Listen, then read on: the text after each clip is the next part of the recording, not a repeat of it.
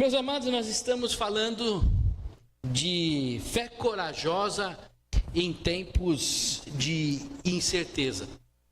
Foi o tema que eu trouxe no primeiro domingo do mês de outubro. Logo em seguida veio o pastor Rafael e trouxe uma palavra maravilhosa, falando da igreja de Éfeso na carta de Apocalipse, falando da necessidade, de ter amor no meio da igreja, coragem de amar, para que a gente possa viver agradando ao Senhor. O nosso querido pastor Douglas também esteve aqui conosco, trazendo uma palavra sobre a Laodiceia, não a sua esposa, mas a igreja de Laodiceia, também nos entusiasmando no sentido de sermos corajosos e não vivermos uma fé morna, com um pé lá e o outro pé aqui, mas nos desafiando a ter coragem de assumir uma posição diante do Senhor. E hoje nós vamos falar a respeito do tema de Romanos, e ele foi escolhido porque ele fala de coragem, mas fala de coragem de um homem também chamado Martinho Lutero. E no mundo que a gente vive hoje, de tantas incertezas, um mundo complexo, nos desafia a sermos corajosos, porque tudo muda rápido, tudo é tão fugaz, tudo é tão difícil de você segurar entre os dedos, que a gente acaba vivendo ansioso, angustiado. E no momento como esse que nós vivemos, muitos se calam diante da fé. Não se entregam à fé, não vivem de fé em fé. E isso traz angústia e muitas vezes isolamento. Porque o mundo é assim mesmo, ou melhor, a sociedade em que vivemos é assim mesmo. Como ela fala de coisas diferentes do Evangelho. Quem esteve aqui hoje na escola dominical, aprendendo sobre a palavra de Deus, nós falamos sobre a carta aos Efésios e Colossenses, que trouxe justamente essa palavra do apóstolo Paulo, dizendo: vocês foram alcançados pela graça, vocês precisam viver uma maneira, uma forma diferente, em unidade, e o amor é o vínculo dessa unidade.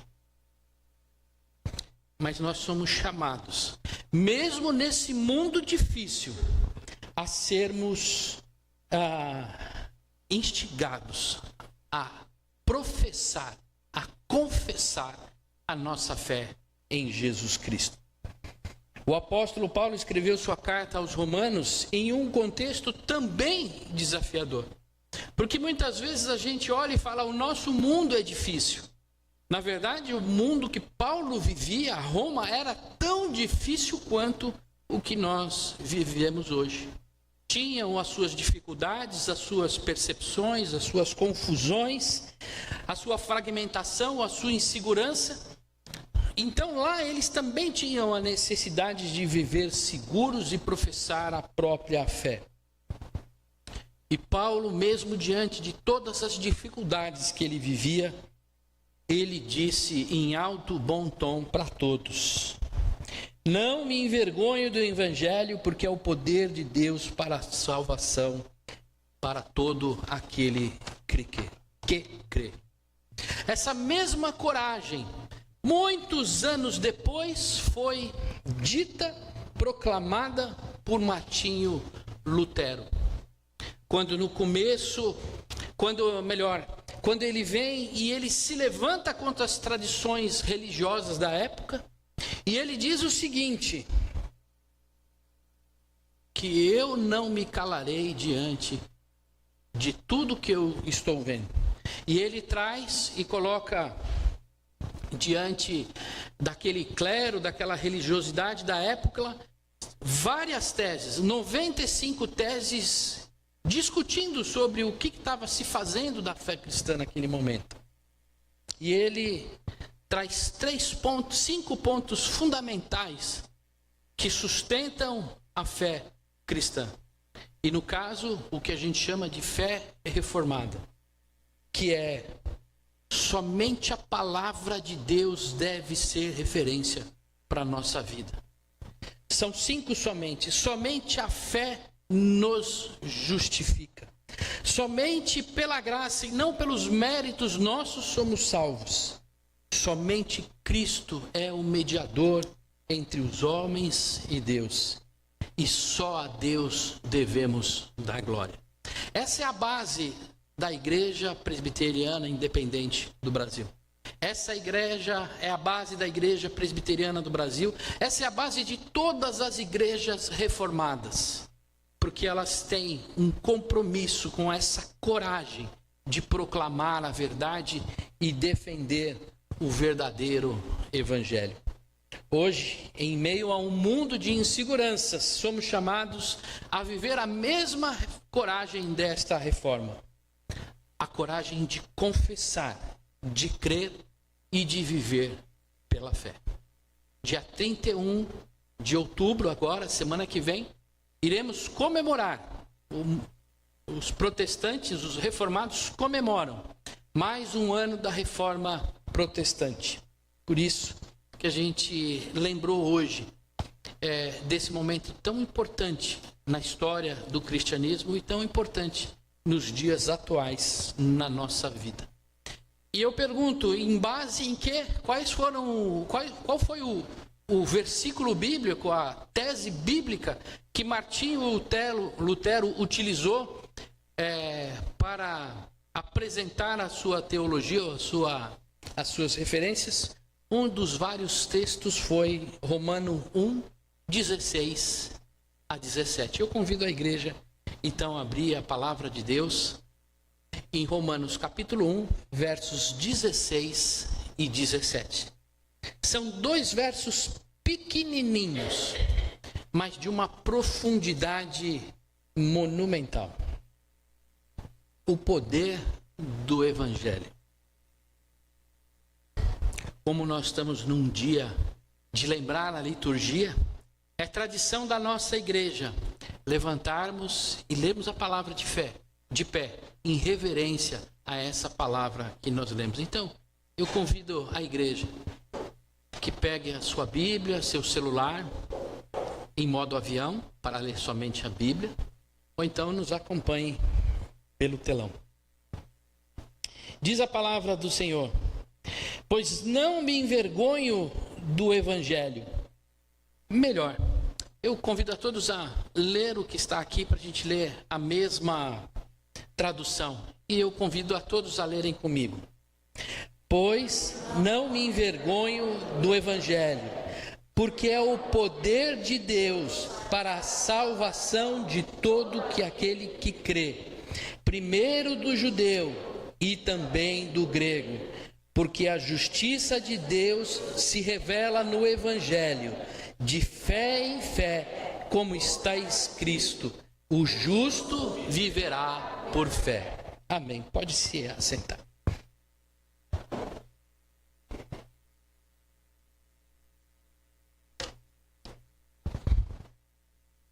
Paulo diz: não me envergonho do Evangelho. Você tem se envergonhado do Evangelho? Conta-se que numa pequena vila, numa certa noite, houve um grande apagão. Talvez as crianças, se estivessem aqui, elas já começariam a imaginar esse apagão. Quem mora no meio do mato possa imaginar, mas numa certa noite houve um apagão. E ficou um breu danado, e todos estavam com medo. E uma criança pequena acendeu uma vela sozinha. E uma mulher chegou para ela e falou para ela: do que adianta você acender uma vela? Está tudo escuro. O menino respondeu: pelo menos perto de mim já há luz. E aí um a um foi acendendo a sua vela. E logo um pouco mais, toda a cidade, todo aquele local já estava iluminado. cada um, com a atitude daquela criança, de iluminar-se à sua volta, veio juntar a sua luz, e logo em seguida a Vila IP estava toda iluminada. Isso é profecia. Paulo exalta aqui nessa palavra a igreja a ser corajosa em meio a uma sociedade que cultua o poder e a si mesmo, onde o evangelho era visto como fraqueza. Imagina a Roma, a escuridão que era a Roma. Não a escuridão por falta de vela, mas por falta do poder de Deus naquele lugar. Existia um orgulho romano de ser o grande império daquela época. O grande império que dominava tudo e dominava todos. O imperador era adorado e ninguém poderia não adorar ao imperador. O seu exército, então, era maravilhoso, forte, poderoso. Mas Paulo não se envergonhava da seita do caminho. Paulo não se envergonhava do que ele vinha pregando dia a dia a vida de todos eles. Paulo pregava um Deus crucificado. Paulo pregava Jesus ressurreto. Muitas pessoas olhavam naquele local e diziam: é mais um louco pregando loucuras por aí. Mas Paulo não tinha medo. Muitos hoje olham para a fé como desprezo. Quantos cristãos são desprezados na sua fé? Lá vai o Bíblia. Isso é coisa do passado, né? Não fala mais lá vai o Bíblia, né? Mas lá vai aquele crente cascudo. Uma vez eu pensei disso da minha esposa. Quando eu comecei a namorar com ela, eu era neopentecostal, ela era reformada também. Eu falava assim: ela é crente cascuda, né? Quem sabe eu virei crente cascudo também. Muitos hoje olham como uma fé ultrapassada. Não tem mais poder, não tem mais graça. E olha o cristianismo como alguma coisa falida, principalmente as igrejas missionais, tradicionais, que costumam e honram pregar o evangelho. Mas cada um de nós que está sentado aqui é chamado a pregar esse evangelho que Paulo pregava. Não o evangelho da prosperidade, da bênção, do supermercado, da fé. Mas aquele que prega que Jesus Cristo ressuscitou e que ele voltará para nos levar à eternidade. O cristão que confessa a sua fé em meio à escuridão faz exatamente isso. Ele ilumina o ambiente ao seu redor. Quando nós não nos envergonhamos do evangelho, nós iluminamos quem está na escuridão. Quando nós nos calamos, aquele que está nas trevas continua nas trevas. E talvez uma grande alegria nossa seja que a nossa comunidade cresça, que muitos possam enxergar a luz. Mas se nós nos envergonharmos do evangelho, a luz de Jesus Cristo não brilhará para eles. Nós não seremos aquela criança no meio da escuridão. O evangelho também é o poder de Deus para salvar. Verso 16. Martinho Lutero, em 1521, foi chamado a se retratar das suas teses. Eram 95 teses, diante de um concílio chamado Dieta de Worms. Lutero não teve medo. Pelo contrário, ele foi corajoso. Com a possibilidade de até perder a sua vida, ele assumiu com coragem a sua fé. Diz as palavras dele: minha consciência está cativa à palavra de Deus. Aqui estou, não posso agir de outro modo. Essa coragem de permanecer firme na fé é o que Paulo fala para a igreja de Roma. Permaneça firme na sua fé.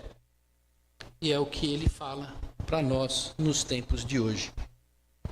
Quando Paulo fala que é o poder de Deus, ele usa um termo em grego chamado dinamis, que é o poder de explosão, de uma dinamite.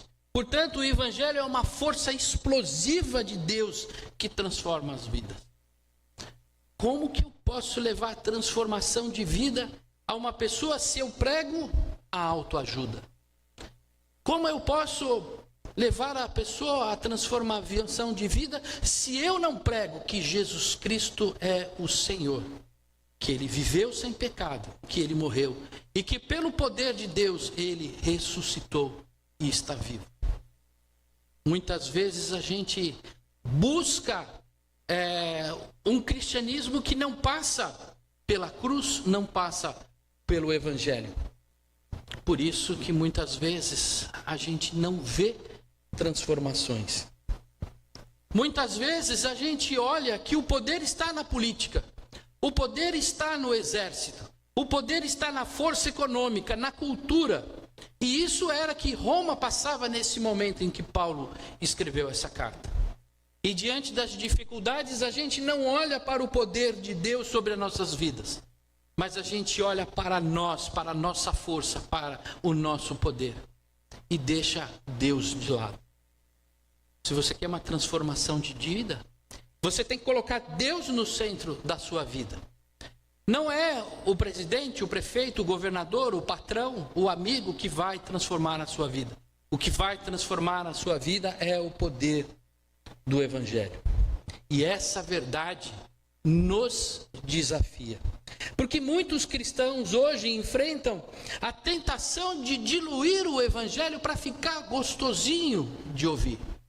Então nós precisamos colocar muitas coisas que não são evangelho para que as pessoas nessa sociedade possam enxergar e falar: isso é gostoso, isso é bom. Nós não podemos aceitar isso na nossa caminhada de fé. Não podemos trocar o arrependimento pela conveniência e o discipulado por entretenimento. Esquecendo que o evangelho não é um produto que se vende nas igrejas, mas é uma verdade a ser vivida. Viver a fé cristã exige coragem, porque implica em nadar contra corrente. Quanto à maneira antiga de viver, vocês foram instruídos já a deixar de lado a velha natureza, aquilo que vocês viviam no passado, da forma com que viviam, que se corrompe segundo os desejos do seu coração, a se deixar renovar pelo espírito de entendimento e a se revestir da nova natureza, criada segundo Deus em justiça e retidão procedentes da verdade. Nós precisamos ter uma mudança de vida. Se o evangelho que encontra a nossa vida não causa transformação, nós precisamos então olhar para dentro de nós e começar a enxergar aonde que a gente não percebeu o evangelho. Porque se eu roubo e continuo roubando, eu continuo a velha criatura. Se eu não perdoo e continuo não perdoando, eu continuo a velha criatura. Se tudo aquilo que eu fazia antes de receber Jesus continua acontecendo na minha vida, então esse poder não chegou até nós. E se ele não chegou, não se transformou em luz. E é preciso que a gente tenha a coragem de assumir essa mudança de vida. Assim como Lutero, somos chamados a confessar a nossa fé, mesmo quando isso parece loucura, porque a verdade do evangelho vale mais que qualquer segurança humana. O justo, amada igreja, viverá pela fé. Verso 17b. Várias pessoas estavam numa viagem e testemunharam isso quando mais adiante se ouviu essa história. Elas estavam viajando por sobre o Triângulo das Bermudas. Quem já ouviu falar do famoso Triângulo das Bermudas? Talvez os mais jovens não tenham ouvido falar, mas certamente, quem já tem uma caminhada lembra. E de repente uma turbulência grande naquele avião começou a chacoalhar tudo. As aeromoças sentaram, pararam de servir o lanchinho de pipoca, porque hoje em dia não tem uma refeição maior, é só uma beliscadinha. Todo mundo sentou e aquele desespero, e a mulher olhou para o lado e aquela criança numa tranquilidade enorme. O avião chacoalhando e a criança numa boa. A mulher chegou curiosa para a criança: você não está com medo? A criança falou: não, a minha mãe é o piloto. Olha a segurança e a certeza dessa criança. A fé é mais do que crença. A fé é confiança perseverante. É seguir quando tudo parece instável.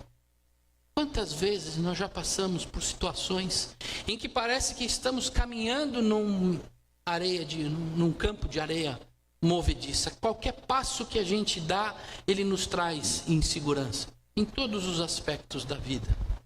Nós precisamos permanecer firmes. A fé é isso, confiar no caráter de quem está no controle. Quando Cristo não está no controle, nós vivemos inseguro. Porque de fato nós não sabemos o que vai acontecer. Mas quando Cristo está no controle, nós sabemos que o avião vai chegar ao seu destino. E Paulo cita Abacuque nesses versos. Uma palavra de Deus feita naquele tempo em que Abacuque também vivia tempos de incerteza. Porque ele também via naquela época o tempo de caos político, moral e incertezas. Roma vivia esse tempo na hora que Paulo escreve para a igreja em Roma essas palavras. Será que nós não vivemos também, muitas vezes, casos ou momentos de incerteza, de instabilidade, de moral e de outras coisas que nós temos vivido? Num mundo dominado pelo medo, pela ansiedade, pela incerteza, viver pela fé é declarar: Deus é o meu refúgio, a minha fortaleza, o socorro bem presente na angústia. Palavra do primeiro sermão desta série. A reforma protestante vem recuperar essa fé viva, porque vem dizer para nós: mantenha-se firme, não viva uma fé cega, mas viva uma fé confiante. Não viva uma fé passiva, mas uma fé objetiva, obediente. Não viva uma fé emocional de altos e baixos, mas viva uma fé alicerçada, fundamentada na palavra de Deus. Ouso falar, pouca palavra, pouca fé. Muita palavra, muita fé. Quanto mais nos alimentamos do Evangelho, mais corajosos nós nos tornamos para viver e para confessar Cristo aonde nós estamos vivendo. Por isso, amada igreja, confesse: Jesus Cristo é a nossa segurança. Diante dos problemas, diante das dificuldades, diante da sua vida, confesse com a sua boca: Jesus Cristo é a minha segurança. Ainda que venhamos a estar vivendo tempos difíceis, Jesus disse: fica em paz, fica tranquilo, vocês vão enfrentar problemas, não vai ser fácil. Mas confesse, confie em mim. Eu sou o Senhor, o castelo forte da sua vida. Onde tudo ao redor parecer que está desabando, lembre-se, o Evangelho é a nossa segurança. Por isso, não fiquem preocupados com coisa alguma. Mas em tudo sejam conhecidos diante de Deus as orações de vocês, pela oração, pela súplica, pelas ações de graça. E nesse mês, no dia 15 de novembro, nós vamos estar diante de Deus orando em ações de graça. Lá na chácara do seu Paulinho, reserve já essa data. E a paz de Deus, que excede todo entendimento, por isso que o evangelho é loucura para aqueles que não crêem. Porque como é que eu vou crer que eu estou em paz se eu estou no meio da turbulência? É que o evangelho nos faz entender isso. E só quem é alcançado pela graça consegue entender. Quem não é alcançado pela graça não tem a mínima ideia, acha que loucura. Guarde o coração e a mente de vocês em Jesus Cristo. Por isso, não pense que essa paz vai ser ausência de problemas. Não vai ser. Mas vai ser a presença de Deus nas nossas vidas. O Senhor Jesus é o abrigo que o Evangelho nos oferece, que não nega o caos, mas caminha do nosso lado enquanto nós enfrentamos os tempos de luta. O apóstolo Paulo, Lutero e tantos outros confessaram a sua fé em tempos de medo. Sabiam que o poder do Evangelho é maior do que qualquer ameaça. E essa fé corajosa é a fé que o mundo precisa ver em cada um de nós. Uma fé que não se esconde. Uma fé que não se envergonha. E uma fé que não negocia a verdade. Amém? Feche os olhos, vamos orar. Pai, obrigado pela tua palavra, Senhor. Não imaginava, Senhor, que ela tocasse tão fundo, Senhor,